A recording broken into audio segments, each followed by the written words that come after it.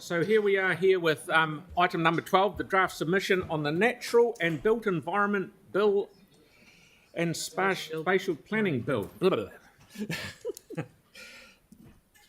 Mark, far away. I'll let Helena take the limelight. Kia ora, I'm Helena. We thought we'd just give a quick overview of the submission points, very brief. But in terms of key submission points, it's around retaining local democratic input into a regionalised system. It's around providing appropriate financial support. We're concerned around the lack of simplification, which was again one of the objectives of the reform. And we've also asked for greater clarification around transitional arrangements. So that's very brief in terms of summating an 800-page document, but I guess we'd just open up if there's any questions on the submissions. Pauline? No, thank you. It's a very, very good submission. I'm just actually concerned about the third piece of this work, the Climate Adaptation Act. And it seems to me that, particularly in light of what things are happening now, that perhaps should have been done first.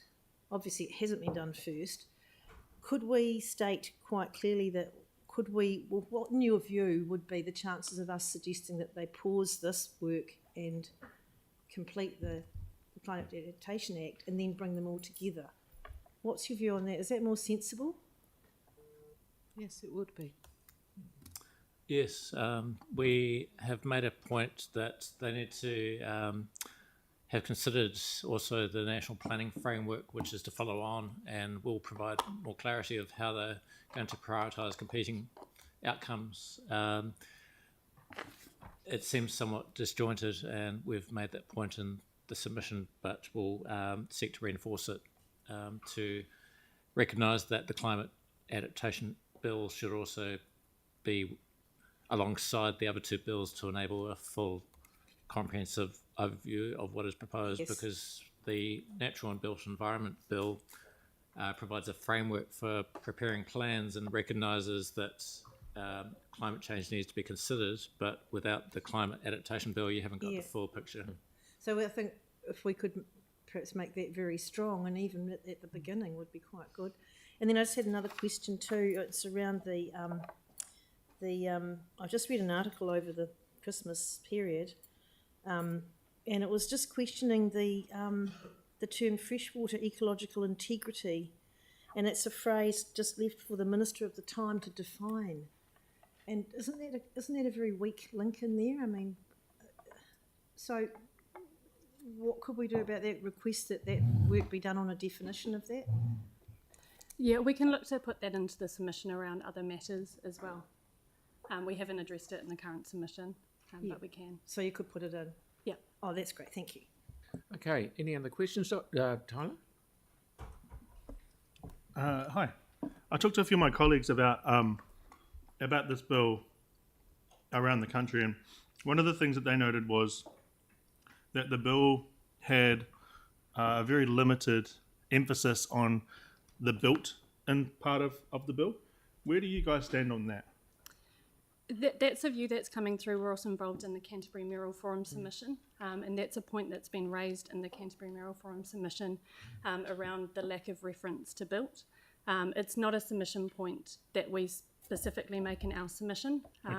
We've kept our submissions at a very high level in terms of focusing on key themes, but it's a point that's raised throughout the Canterbury Mayoral Forum submission. So just to add to that, Councillor, I think that's something that we should be adding into our submission because it is a strategic issue. Mm-hmm. Clearly the environment is important, but it is the built and natural environment, so it is a significant omission. Yeah. And we, particularly if CMF are putting it in, it adds weight if this council also does so. Mm-hmm. That's great, thank you. Good question, thank you. No. I note that this submission is very high level. I mean, there's so much in this proposed new legislation. What does the pathway look like for further input? Because some of the matters raised here are actually quite particular, and there's a whole lot of detail that will need to be looked at further in the future. So I'm just curious to know what that next step is, because at this moment we just need to be cognizant that this is a high-level submission about some of the strategic issues and the high issues that we're concerned about in the framework of it. We've raised that in the submission itself, particularly around the development of the NPF, or the National Planning Framework. We've requested strongly that we're involved in that process, and that we've made clear as well. We agree completely. There's a lot of detail to still go through, particularly in the NPF, that we'd like to be involved in. But in terms of further going forward, Just to add to that, there is an appendix to the submission on the Natural and Built Environment Bill, which has detailed points that are by clause, particularly around the consenting, and which we're making in order for it to be workable. Notwithstanding that, there's a broader issue that we've raised, that there is an objective about this being more efficient and effective, and there's in effect, the provisions, whilst we have commented on the detail, there's a broader issue that they need to go back and look at in drafting, which could result in further changes, no doubt. But the process from here would be that the submissions are heard by the Select Committee, and it remains to be seen the timeline beyond that. But we understand that the government is proposing this is passed before the election. Thank you very much. Would anyone like to move? Yanni, question? Mark, you're moving it, eh? Yeah, just two things really. One is there any reference to the requirement for developers to give greater degrees of environmental or social compensation around things like affordable housing? What we saw with QV, the presentation the other day was effectively developers are driving up the housing prices, by paying a lot for bare land. But then we don't have an ability as a council to fund, affordable housing through the profits that's been generated from rezoning. So is there any discussion in here around things like inclusionary zoning, or how we can get a better outcome for environmental?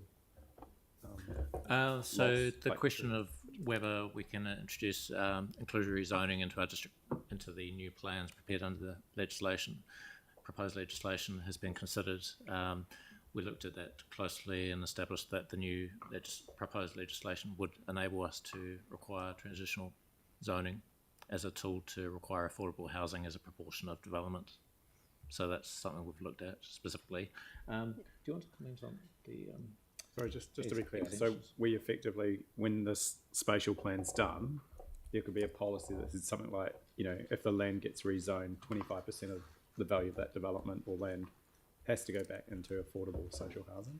The bills themselves are not specific around the percentage, but there's the ability to introduce such provisions to a plan that's developed at a regional level. Do you think it would be better for government to actually make provisions for that, so that we don't end up being the ones that have to, fight individually like Queenstown, which seem to take a lot of time and end up in a lot of legal battles? It's a valid point that we could make. I just wonder whether we want central government to dictate what that percentage should be or what the requirement should be, and whether it should be left to the environment. So in areas of lower income, you may have a greater requirement, and being tailored to specific geographic areas as opposed to one. Thank you, Mark. One approach just to the think whole it's a point country. worth considering in our submission at a high level. We've had it in our UDS for nearly 20 years.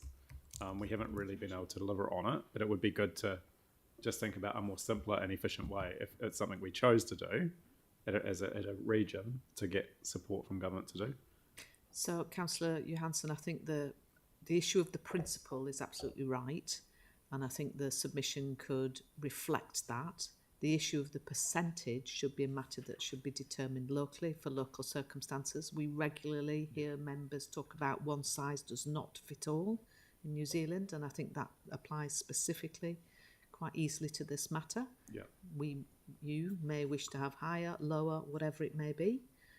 So I think the reflection of the importance of enabling that, and it may also be something that could fit into the national planning guidance as well. That would be good. And just the other point that I've raised in the past, and sorry, I've read through, but I may have just missed it.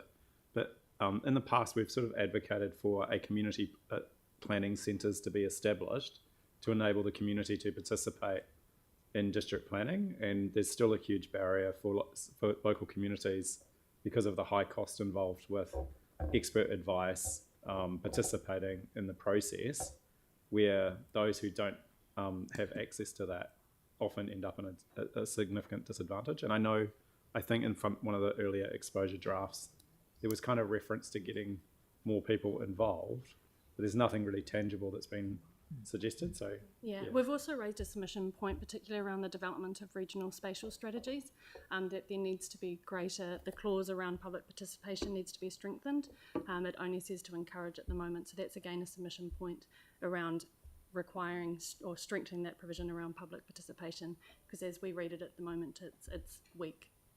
We've also made the point that effectively the reform signals regionalisation of plan making, and by going to a Canterbury-wide level and having a plan, there's a risk of local voice being lost and people not having the ability to influence, or perceiving that they've lost the opportunity because the discussion's at a Canterbury-wide level. And alongside that, we've also made the point that the transition, but subsequent implementation, does need financial support, not just for council, but also for the community to be able to participate in that system. So that point's certainly been captured, but we can review it and make sure that's emphasised. Yeah, I think strengthening would be useful. Okay, Melanie? About those regional planning committees, have the neighbouring councils submitted on that, and have they said similar to what we have about proportional representation on them, or not? So we met last week in terms of planning managers, and the point around mandatory population proportionality, that view is not, our view of the CCC position is not supported at a region level. That was what we anticipated going into that conversation, but our submission point around that we are looking to retain. That recognises the significance of managing effects on the population. We've got the largest population by proportion, and so it reflects the good. Do you know if other councils, like larger councils, have submitted something similar to us? I'm just wondering if we're the only council saying it, if there's others who say the same. We have received the Hamilton City Council submission, and they do comment around the population as well. I'd need to go back to clarify specifically what their point is. The legislation at the moment does have particular regard to population. Our submission is obviously strengthening that to wanting mandatory, so that's where the difference is. Thank you, Tyler. Sorry, round two. In regards to the bill itself, where do we as a council stack up with our policies at the moment as they stand with the bill that aligns with it, such as our tree canopy cover? How does that look?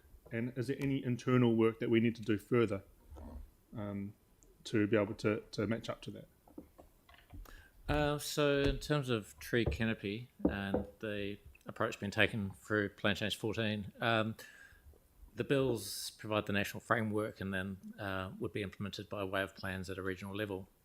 So the bills aren't specific around requirements per se. They set up a framework that the councils can then interpret. Yep. What the bills do have, though, is system outcomes, those things that are most important that warrant protection, like landscapes, indigenous vegetation, sites of cultural significance, but also other priorities like enabling housing supply. We'll just go back and look at what, if any, from memory, there's no recognition in the system outcomes of tree protection or tree canopy. Okay. And so that may be a point we wish to make. What I would add is we're in dialogue with MFE as recently as this morning about what consideration is being given by the government to recognition and protection and enhancement of tree canopy cover, and they're exploring different methods with us. They're testing those ideas with us and with Auckland on the basis of the issues being more pronounced here. Thank you, Mark. I think we've had enough questions. I'd like to wrap it up. We've got Marcus moving it and Pauline seconding it. Is there any debate? Yanni? Thank you. Yeah, I'd just like to commend staff on an excellent submission on a very detailed and complicated piece of legislation, and I think that really goes to the heart of the disappointment in what's been proposed by the government, is that something that was supposed to simplify and make it easier is actually going to make it harder and more expensive, and also alienate local voices from being involved in planning. So I think staff have done an excellent job at capturing most of the concerns that that I would have around the legislation, including the timing and the sequencing with other legislation that government's considering. So I just wanted to acknowledge the huge work that staff have done on this, because it is quite a complicated series of bills that are going through in short timeframes, and I really appreciate the work that staff have done to bring the issues to our attention. Yanni, is there any disagreement with what's been suggested to staff about what we've talked about just while we're in debate? I think everyone's happy. Did you have a question? Right, so what I'll do is I'll put the motion. Oh, okay. But yeah, I think it's really important. Thank you, Yanni. That was really well put, and I'm sure that we all here agree that you've done an amazing job with a very complex piece of work. Really, really good job. And I'll be happy to be part of the signing it off with Phil and Mel. Just if there's any little bits and pieces to sign off, but particularly that Climate Adaptation Act is really important. I think we need to be strong on that. Mm-hmm. So, yeah, thanks again. Thank you. So I'll put the motion. All those in favour? Those against? Carried. Thank you very much. Brilliant. Well done.